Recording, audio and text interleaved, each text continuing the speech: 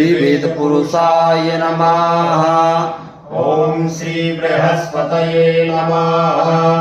ओम श्री शुक्राय नमः। ओम श्री सूर्याय नमः।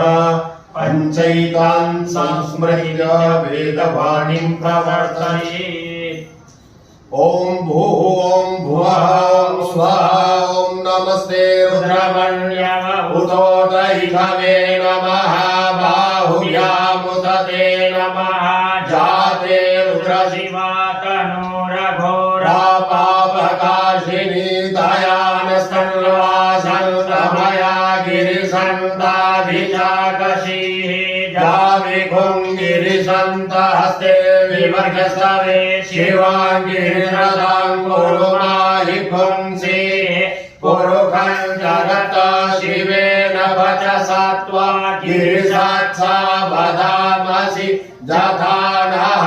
सर्वमि जगदयक्ष्मद्गुं सुमना असत अध्यवोचदविभक्ता प्रथमो दैव्यो विभक् आयुश्च सर्वाञ्चं भयन् सर्वाश्च जातु धान्यो धराचिः परासुवा असौजस्ताम्रो अरुण उदग्रो सुमङ्गलः।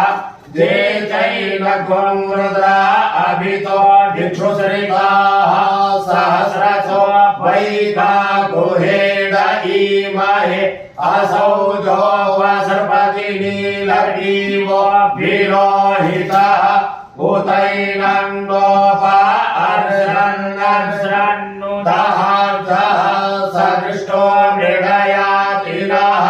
नमोऽस्तु नीलग्रीवाय सहस्राक्षाय मीढुके अधोजे अस्वस्त्वानो हन्तेभ्यो करन्नमः।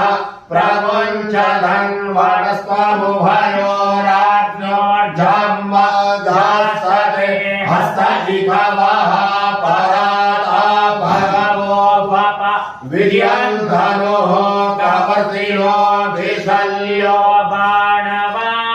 उद अरे सन्नस्य जा इभवः भुरस्य निखाङ्गरिः जाते तेर्मे दुष्टमहस्ते बभूवते धनुः।